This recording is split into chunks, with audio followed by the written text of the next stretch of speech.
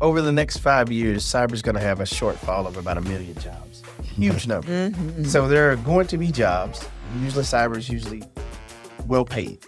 So I would say find something that you really like, get into cyber, and you'll have a good life. If you are up for a interview today, tune in because we're going to give you some insight on basically how to land that job as well as get the job in the career of cyber. So let's go ahead and get started. We're going to do some quick introductions of our guests. They're going to talk about, they're going to introduce themselves. They're going to give their name and basically talk about their path into cyber.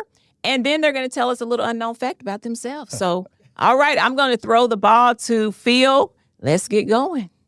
So Philip Ford, Director of Operational Technology. Major in college was computer information systems. How I got into, so I started off as a network engineer.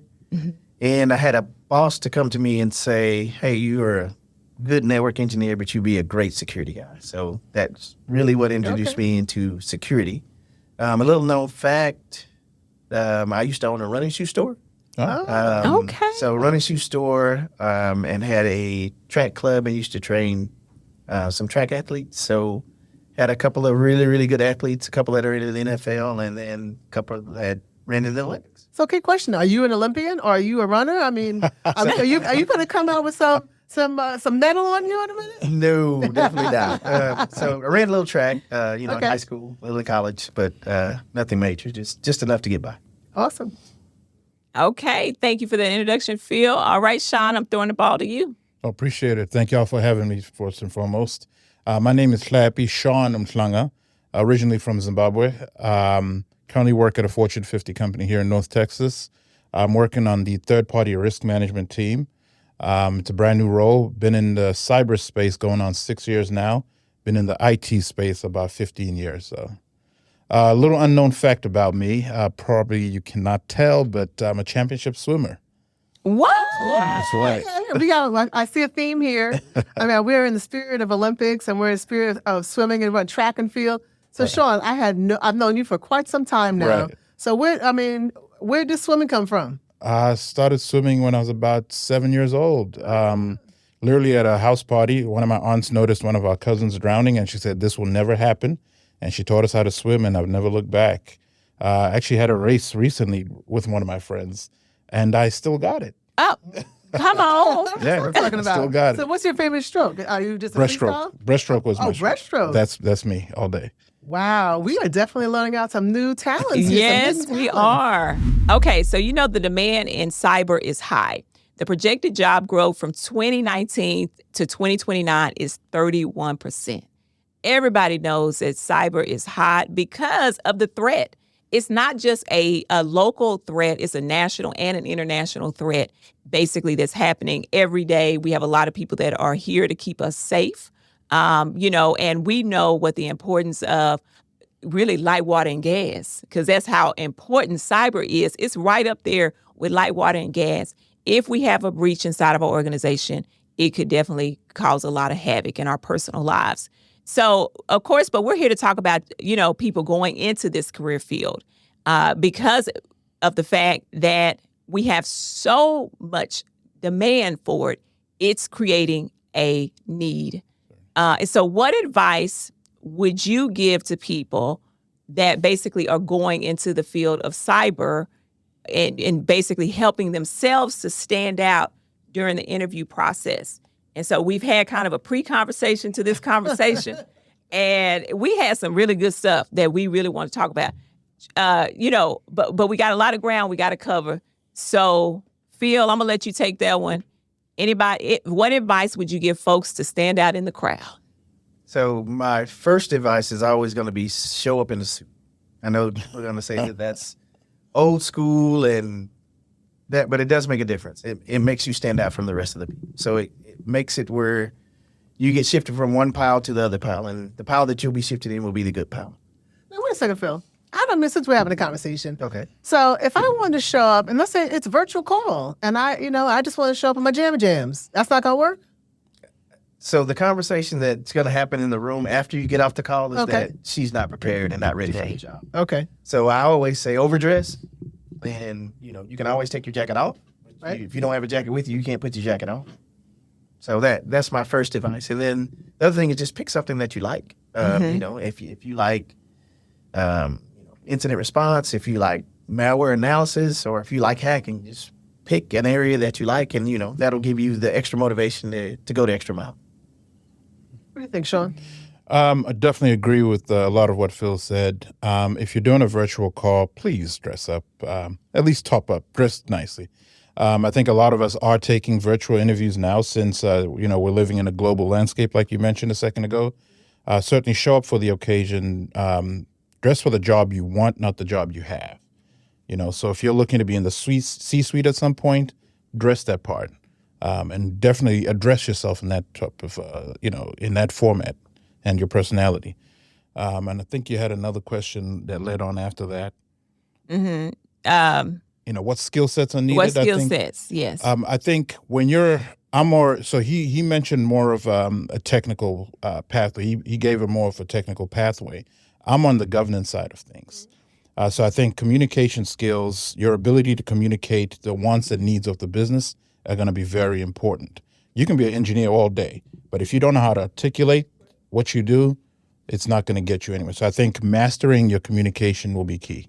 So, let me build on that because I think there's so much we can unpack here. You talked about governance, risk, and compliance. Correct. You talked about engineering and operations. Can you guys just talk about the different disciplines? So I think about threat response, you think about hacking, you think about GRC or governance, risk, compliance, third-party risk management, the NOC, the SOC. So there's different teams at different environments. Can you just share, and I know you're coming from two different industries, but across cyber, what are the main kind of competencies? So for our audience who's thinking, hey, I want to get engaged or learn more, they know kind of where would I might fit in.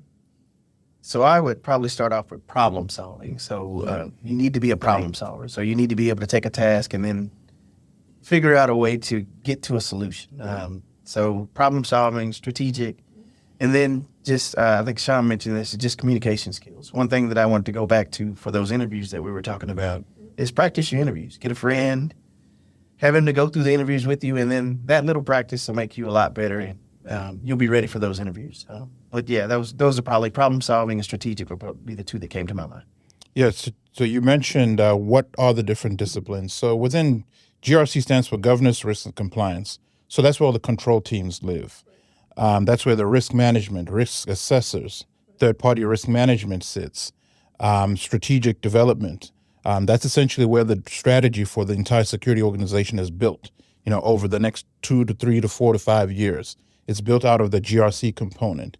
A lot of folks talk about, I want to get into cyber, but I don't have the technical aptitude. That's not what we need. We need folks that know how to do controls, how to do assessments, and risk management, those types of different disciplines. But if you were a pure play tech guy, an engineer, there's security engineering. And Certainly. that is a very deep technical background that you need to have to support a large Certainly. organization. So I think you've got that GRC, you've got that threat intelligence, you've got risk management, you've got vulnerability management, those are the different disciplines Certainly. that I think make going into this, and you talked about this earlier, Phil, like anyone could be in this space because there's a career for everyone and anyone because of the various disciplines all in cybersecurity. Yep, totally agree. So I think we talked earlier that, cybersecurity is kind of like college. But one of the things you can do is, there's a degree in cybersecurity for just about everyone. So I know he talked about GRC. Right. You talked about engineering. There's pen testers, Right. malware engineers. Right. There's something for everyone. And then one of the things that a lot of people like is just gaming. So, there are gaming testers and there are people that write the new games, Right. programmed for gaming. So there's something for everyone. Right. Yeah, the blue okay. team, red teams, Exactly. threat incident response teams. So those that have expertise in that area also have. We have actually hired kids that are gamers. Oh, really? Certainly, because that skill set translates into some of what we do on a daily basis. So those gamers, are they educated?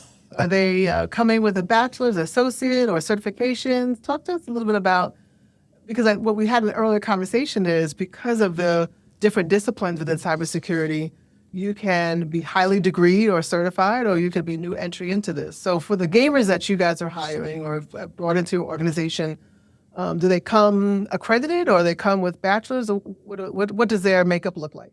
Certainly. So I work for a Fortune 50 company. Competition is tough to get through the door. So the way to get through the door is either through a degree, experience, or certifications. Okay. Certifications and education are probably key. Those are the easiest ways to get an interview. You're not getting an interview if you don't at least have a certain base level. Now, am I asking you to have a CISSP? No. Have some sort of aptitude. That way, when we do have the conversation. So to answer your question on the gamers, they had certifications and education. Okay. And after you start talking to them, you're like, okay, this kid does a lot of gaming because, when you ask them their interests, that's where it all leans to. But you break that wall down and you see, okay, he actually would fit in our organization. Phil, what about in your organization? So for gamers, we're not really hiring a lot of gamers, but an interesting story is I know that the military is now looking for gamers for automated vehicles. So for Okay. like drones and, That makes sense. automated vehicles that are driving. So they have the exact skills where they're going to be looking and reacting. So their hand-eye coordination is usually a lot better. Gamers' hand-eye coordination is usually a lot better than anyone else's. So that's one of the about things. Phil, can you give us some insight? Because we were talking about this before the actual, podcast started.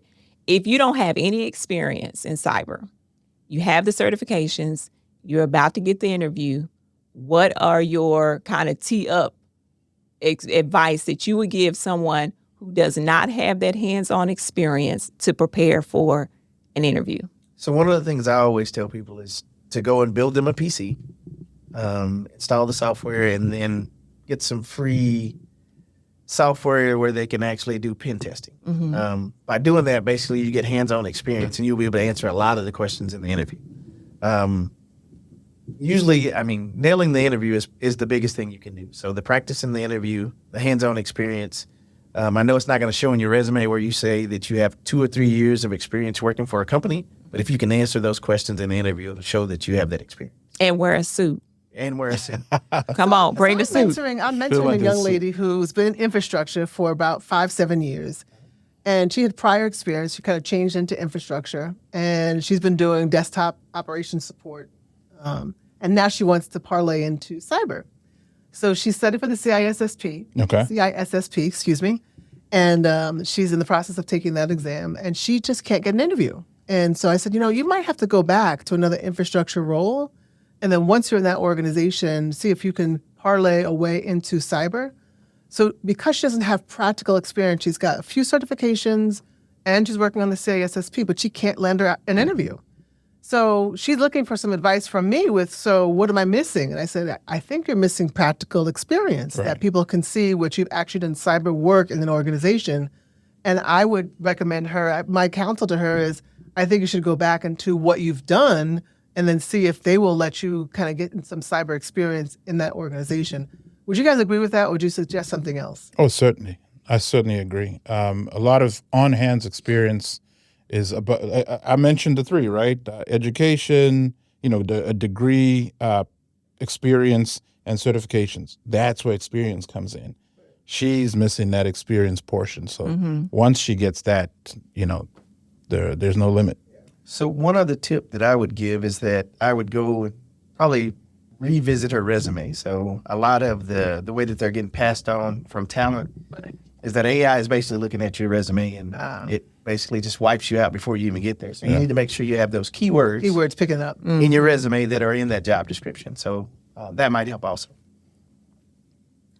So from a soft skill perspective, and I know, Alicia, you've got experience in this space too. I know there's the strictly cyber skills, but are there other soft skills that are valuable in this industry that would make you stand out from another candidate? So I think you talk about effective communication. Correct. I know you have a financial background. I do. Are there other things that are critical to helping you be successful in cyber from a skills that are not pure play, technical skills?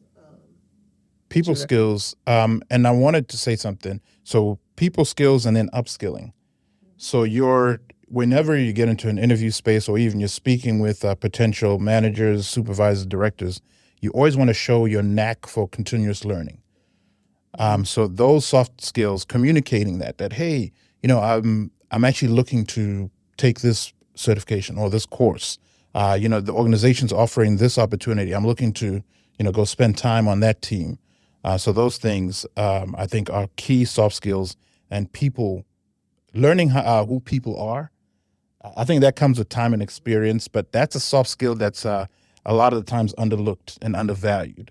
But people that know how to walk into a room and communicate to their manager and say, we got out that meeting. They said yes to our request, but I could tell that they were not feeling it. They're not on board. So then what do we need to do to go and truly get them on board? Because teams can agree to requests that you make, and then it takes them weeks and weeks to complete the task. Right. But your ability to pick up on that early is a people skill that a lot of people don't have. So if you can show those types of people skills, oh man. So for my listeners out there that did not know what Sean said, and I know I have some people that love the Lord, discernment, that's what he's talking about. Discernment is what Sean said. If you have that skill, you will go a long way in IT field. Right. Yeah, and I think Sean's spot on. I think one of the things that I found out in my career is that, moving up the ladder, people have to be comfortable with you. Yeah, in order for you to get to move up the ladder. And if they're not comfortable with you, it's just a lot harder to get in that position. No, I would agree. I can share personal stories. So I did a little bit of work in cybersecurity and didn't have any background in it, but I had background in delivery and strong global delivery. Yes. And then was asked to step into a role. It really plucked me out of a whole different area. But the knack was global and delivery. Learning the cyber was tertiary. Right. And I could come in and learn that piece of it. And we did fairly well in the initiative that we had to get done in a short amount of time, because it really was about the skill of delivering the capability. It was for cyber, right? And it was broad-based. And so that was how I got my entry for 2 years into cyber. And then I learned it was a whole different world. And it was an enlightening world of what was out there that we had to worry about from a threat landscape perspective. So I totally agree with what you're saying. And that kind of dovetails me into another question around, and this is a little bit off script, not necessarily career-wise, but I think it's informative around what's happening in the world of cyber. But without getting into too much detail, not specific to your company, can you give us one or two major threat landscape things that are happening right now that we're all worried, that if we're not worried about, we need to be worried about? From your perspective, living in the field, like feels like Keeps me up at night. keeps Yes, you up what at night. keeps you I up at can't night? sleep because That's this good. is This happening. is the easiest question you give me all day. It's got to be ransomware. Okay. So, basically, ransomware would shut down our operations, and where I work, we're not making any money. So basically, ship products all over the world, and if ransomware hits, you can't ship products, and so that directly affects your bottom line. So ransomware is number one on our list. How about you, Sean? Meet third parties. A lot of major organizations work with third parties. It's just part of life, right? Because your headquarters might be in North Dakota, but you cannot have people in Argentina. So you work with third parties in those areas. And those third parties are true vulnerabilities into any organization. So that's what keeps me up at night. So, all right. So another off-script topic, and then, Alicia, I'm sorry, I'll pass it back to you after this one. So, and we may not put this in the we may not put this in the final. Is CrowdStrike going to survive? Yes. I think it'll be bought by Microsoft. Yeah.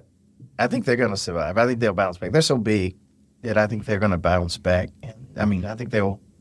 Is it going to take some time? Yes, but I do think they'll bounce back. Yeah, I think they just have to work on their reputation. Right. Yeah. Their reputation. I think that those marketing and reputation, the PR teams are now critical. This is go time for them, because I think they've proven over years that they can do the work. They had a challenge recently, but I think what happens now is the management of the image of the organization. So how does reputation play in organizations' view of protecting the crown jewels? And the crown jewels so in cyberspeak, the crown jewels are the assets of the organization. Yeah. So is it important to put all the protection, or is it more important to make sure your reputation is good, or are both equally important? both are equally important, but reputation directly affects your stock. I mean, so I think everybody saw that the dip that they had when they had their small issue here. Small issue? It's a small one.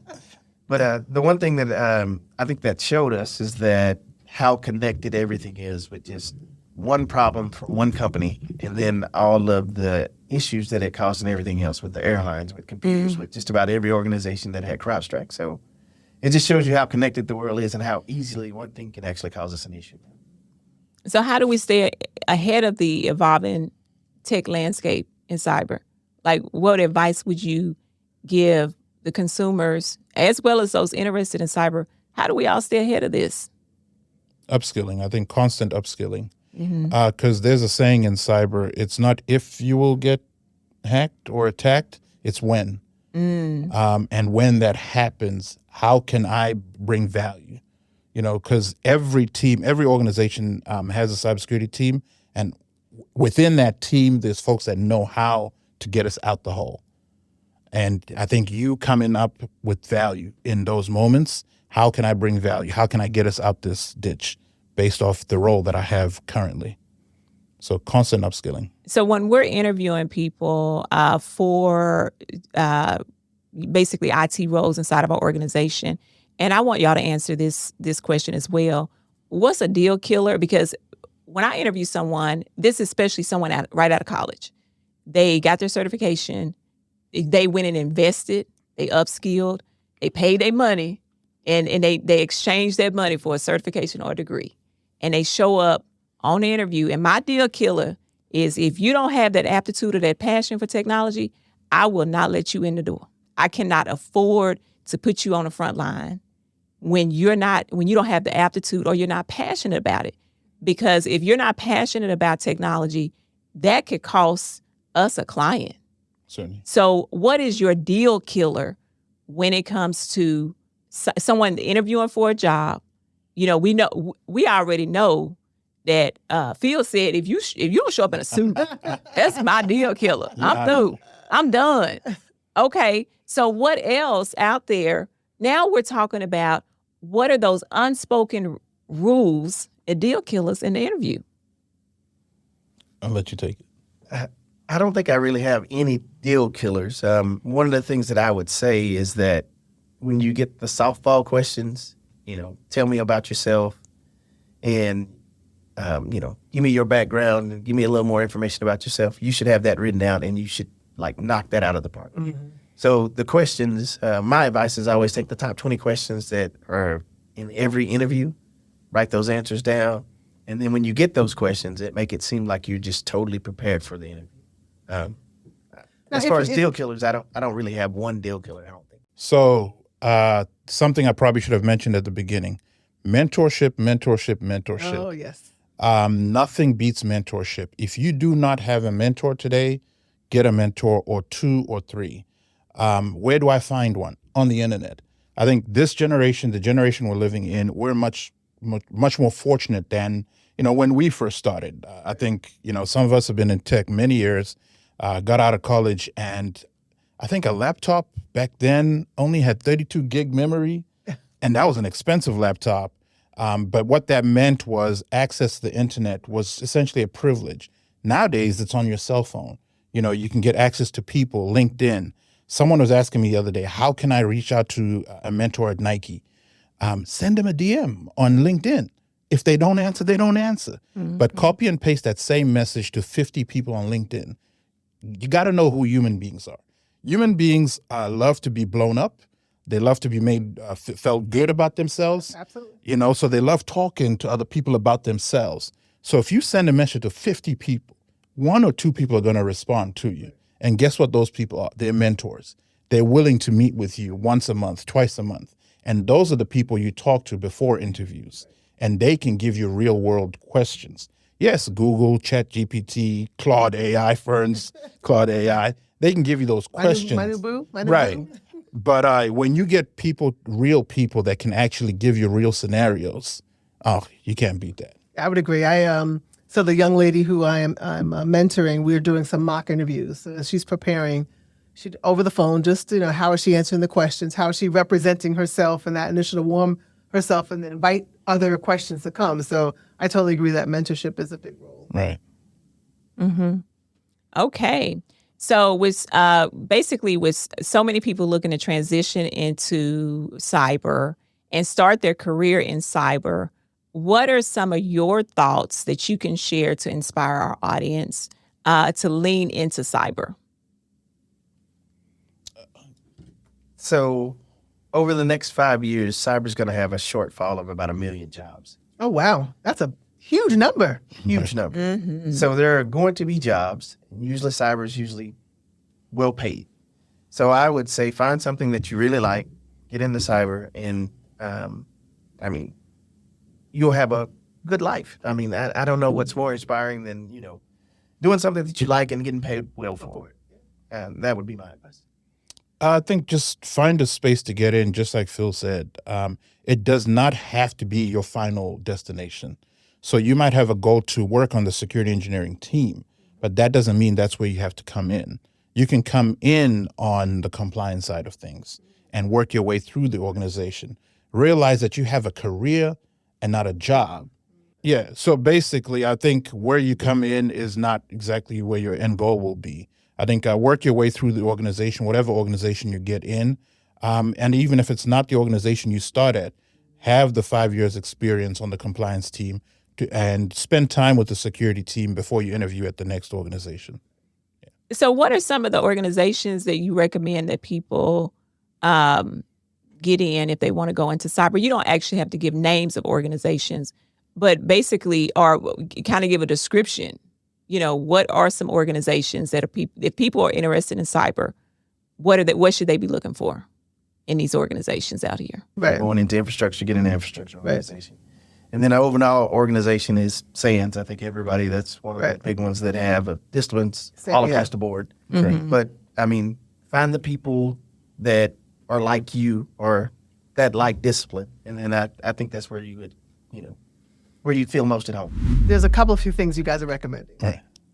Get into an area that you're comfortable with, that you enjoy, passionate about, and then that you can move that into cyber. Certainly. Wear a suit when you're interviewing at all times. Come dressed for the role. I think you gave a great point around interview for the role that you want to be in the future, not necessarily for the role you're in today. So show up 2 levels higher if that's where you aspire to be. Get your certifications, get education, but critical experience reigns supreme. Certainly. And I think, what else did you hear? Wrapping up. Certifications and degrees do matter as you're moving up the ladder in your career field. Of course, that experience trumps even the certifications and the degrees as well. Be prepared when you show up for an interview. I love the advice that you provided. Buy a machine and take it apart and, practice before you go into an interview so that you can feel comfortable answering those questions.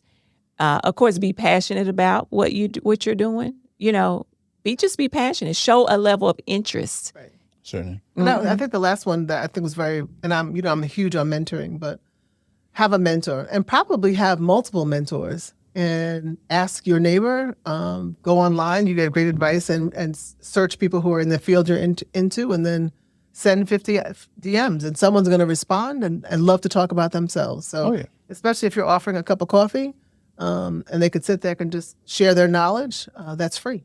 Mm-hmm. And the secret weapon. Yeah, Malcolm Gladwell talks about it takes 40,000 hours before you become an expert. You no longer have to do that anymore. You can buy into someone else's 40,000 hours through mentorship.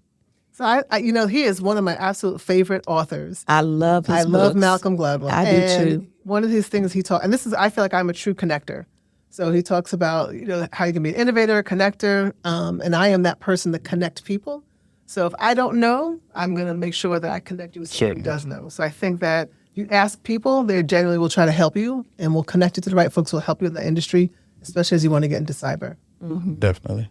And then, of course, having discernment. I think that's a skill set that you have to learn as you mature and you get older and you do get the job, is learning how to read people in the room. That's important. Don't ignore the signals. The nonverbal behavior speaks just as loud as the verbal behavior. And so that is a skill that we are telling as professionals in the IT field. We're telling the young people to gain that skill. It's not in a book, but that's something that you're not going to learn through a college education. But I think that mentoring will help. So those are the type of things that you can talk about and experience of what happened and get that feedback through mentoring. Hey guys, this has been an absolutely amazing conversation.